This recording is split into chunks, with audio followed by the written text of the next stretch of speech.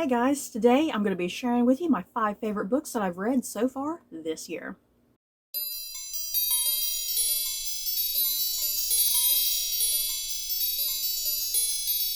So that should be pretty self-explanatory. I'm going to be sharing with you guys 5 books that I've enjoyed so far in this year of 2023. So let's get going. At number 5, She Who Became the Sun by Shelley Parker Chan.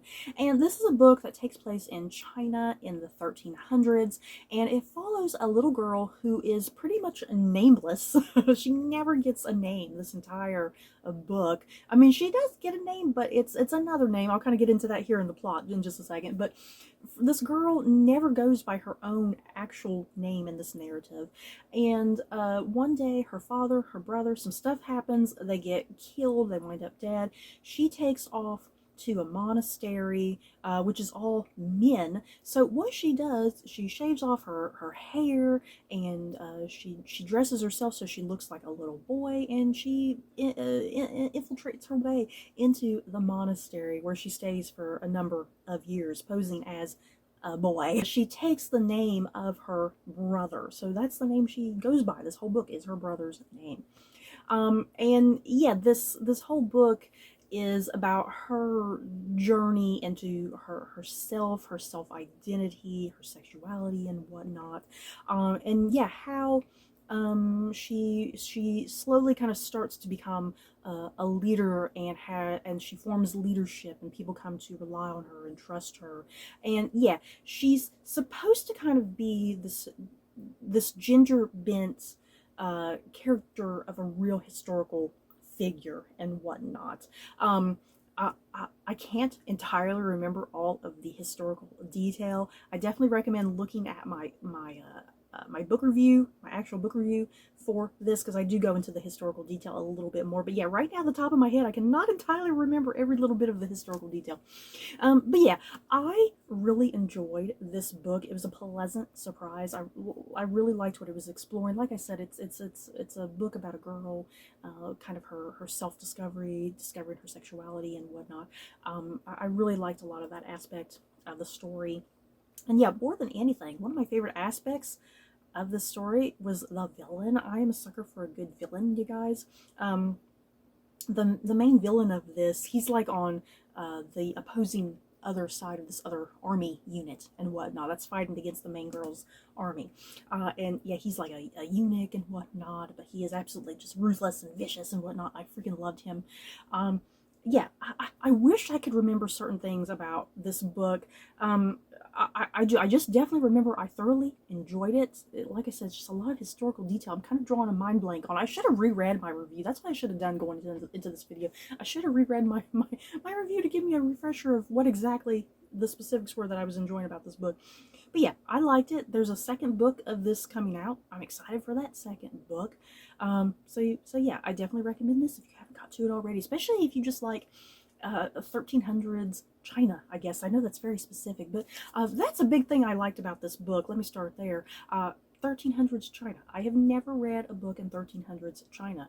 I've read a lot of European fiction in 1300s, like Europe or whatever, but yeah, never China. So that was just really unique and refreshing, and I appreciated that. I appreciated what Shelley Parker Chan was doing. You know, the narrative she was telling, the story she was telling. You know, kind of giving a voice to people who are often not presented in literature and whatnot. At number 4, Last Days of Night by Graham Moore. And this book takes place, like, I think in like the late 1800s, right? Yeah, I don't think it's the early 1900s. I think it's the late 1800s, if I'm not mistaken. And we're following a young lawyer, and he is part of the current war. What is the current war? The current war was a real historical war, if you will, a war in quotes, that was all about all of these inventors, all of these wealthy men who were all trying to claim who had invented electricity essentially, and the light bulb, I think very much more specifically.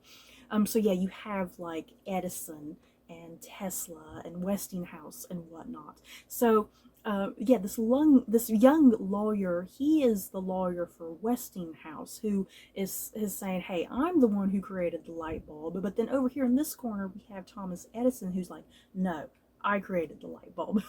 So yeah, we have our young lawyer kind of here stuck in the middle, and he has to kind of figure out what's fact and fiction, you know. I freaking love this book. The synopsis I was just telling you about, that this is all about electricity and who created the light bulb, you know, all of that may sound just really dull and boring. You may be thinking to yourself, no, you are wrong. This book is just absolutely thrilling and exciting and suspenseful, and yes, it's all about a freaking light bulb, but who cares? This book is very much kind of almost written kind of in a thriller style, almost, you know, kind of this race against the clock, like, hey, we gotta figure out who invented the light bulb, because it's kind of life and death here. Weirdly enough, seriously, this book gets to some wild and crazy places, because there's like blackmail, there's assassination attempts. It's insane. All about a light bulb, you guys. The biggest aspect about this book that I in particular enjoyed was definitely just the meticulous historical research that Graham Moore had in this book. I really felt like I was in this time period during this crisis between all these guys about who invented the light bulb and whatnot. I feel like I really learned a lot. I felt like this book was really educational and whatnot. Yeah, nothing kind of thrown in there that was out of place and didn't make no sense, you know. The book stuck very much with what it needed to stick with and whatnot. So yeah, I definitely really highly recommend this. If you love like meticulously researched historical fiction, this is definitely going to be your cup of tea. And yeah, just really different. You know, I've never read a book about the current war, so yeah, this was pretty new and different and exciting. I loved it. At number 3, The Strike series by Robert Galbraith, aka J.K. Rowling, unfortunately. Once again, I say this every time. I am a big believer of separating the art from the artist. So that's all I'm going to say. So yeah, The Strike series. At the time of filming this video, I have gone through the first 4 books? Yes, I believe I've gone through the first 4 books in this series, and there's like a couple more that I still gotta get to. But so far, I have freaking been loving the Strike series, yeah guys. The thing is, I actually started watching the television adaptation first. I am all caught up with the television adaptation. And yeah, because I love the television adaptation, I was like, I really need to try to get to these books at some point, because I have a feeling there's a lot more kind of detail and stuff going on within there that, you know, the episodes couldn't get into, obviously, because of time restraint. But yeah, I love these books. If you don't know what the Strike series is about, they follow a private detective named Cormoran Strike. He kind of is a bit of a celebrity in his own right, because he's the son of a rock star and whatnot. And yeah, his mother was like a groupie, a really popular groupie of his father and whatnot. So the character of Strike has a lot of like baggage and backstory, which is absolutely wonderful. And then the other main character is his assistant, Robin Ellicott, and she's kind of the brains of the operation. She's kind of the one who's like, okay, I know what we need to do here, you need to chill. Even though these books are like mysteries for the most part, and yes, Strike and Robin are run around trying to solve crimes and kind of deal with stuff with the police and whatnot. And even though these books are mysteries at their core, what I in particular love about these books so far is the fact that they're very character driven at times, which may sound odd for a mystery book, because mysteries, when I think of mysteries are usually all about plot more so than character. And I think what J.K. Rowling does wonderfully in these books is that she spends a nice amount of time on both character and on plot, which I appreciate. Because, yeah, the way Strike and Robin kind of wrap into like any given murder situation that's going on, a lot of times they come at it with some sort of personal a thing that has gone on in their life, either currently or in the past, and they can kind of relate a lot of times to what's going on. Or if they're having some issue in their current life, a lot of times that's maybe hindering them from trying to get through to a certain aspect of the murder investigation or something like that, you know. So I really like how character driven these books are, which is important, you know. It's like I feel like I know a lot about Robin, and I feel like I know a lot about Strike, you know. It's not just about the big murder mystery of the book and whatnot. So yeah, if you have not gotten around to the Strike series, I definitely highly recommend them. I think they're really compelling and interesting murder mysteries, like I said, really character driven, which I appreciate. And yeah, if you've already been liking and enjoying the show, you'll definitely probably really like these as just as much. At number 2, Chain of Thorns by Cassandra Clare, and this is book 3 in the Last Hours trilogy. And I'm not really quite sure how much to actually even really go into with this book, as this is the 3rd book in this trilogy, so I obviously can't really tell you too much about it. All you need to know about this trilogy is that this is part of Cassandra Clare's Shadowhunter universe, which there are a lot of books in that series at this point. And this particular trilogy is like a spin-off of the prequel series, as weird as that might kind of sound. if it might sound just more confusing me trying to explain it that way. But yeah, this 3rd and final book in the series has been just so hotly anticipated from my end.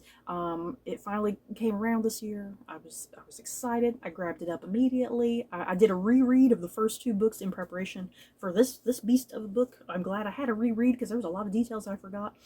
But yeah, all of the major relationships all come together in this book. All of the plot threads come together. Yeah, the Shadowhunters have to come together and fight this demonic creature. That's kind of all I'll say. I'm not going to get into all the specifics because, like I said, this is the 3rd book, and a lot of people probably haven't even got to this series. Let's be real.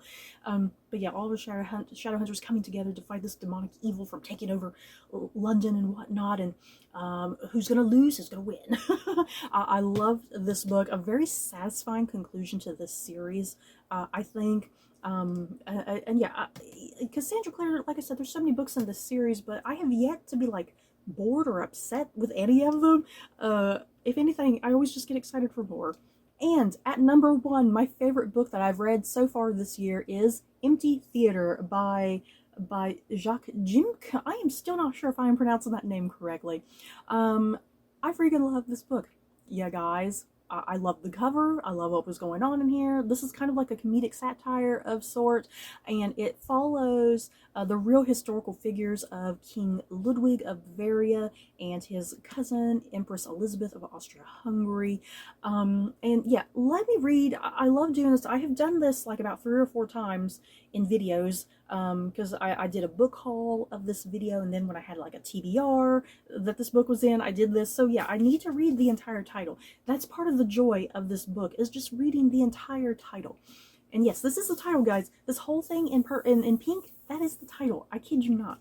So yeah, Empty Theater, or The Lives of King Ludwig II of Bavaria and Empress Stacie of Austria, Queen of Hungary, cousins and their pursuit of connection and beauty, despite the expectations placed on them because of the exceptional good fortune of their status as beloved national figures, with speculation into the mysterious nature of their deaths. Yes, that is the title, as I was sitting there rotating the book around. As I said, this is kind of like a bit of a comedic satire of sorts, looking into the lives of King Ludwig and his cousin, Empress Elizabeth of Austria-Hungary. This is 2 historical figures who both died rather tragically. King Ludwig, he died under very unusual, mysterious circumstances. It's still not entirely known if he was murdered or assassinated, or if it was accidental death or suicide or whatnot. No one is still quite sure what the hell happened to King Ludwig. And then yeah, Empress Elizabeth, she was just out and about, traveling about, and she was out on the street, and then an assassin came up and shot her, and she died. So yeah, these 2 people died rather tragically. Their personal lives were just absolutely full of turmoil and sadness, and the loss that they kind of went through. They each lost people in their lives. And yeah, more than anything, Ludwig and Elizabeth were known to be very eccentric. They were very, very highly eccentric human beings who were very passionate about certain things. They were both incredibly vain. And yeah, despite having these wonderfully rich, privileged lives, they were both still just kind of dysfunctional people at the end of the day, very highly depressed, anxious individuals. And yeah, this book really dives wonderfully into their lives and kind of how they kind of developed into the way that they did, possibly, you know, and yeah, kind of doing it in a bit of a comedic way, sort of, at the end of the day. But yeah, I absolutely love this. I love the writing style. The chapters are very short and to the point.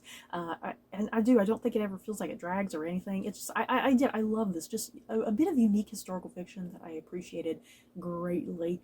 So you guys, that is it for my top 5 favorite books that I've read so far this year in 2023. In the comments below, what books have you guys enjoyed so far this year? Just let me know your thoughts. So that's it for this video. Don't forget to like, comment, and subscribe. And if you like this video, you may like these other videos. Bye guys.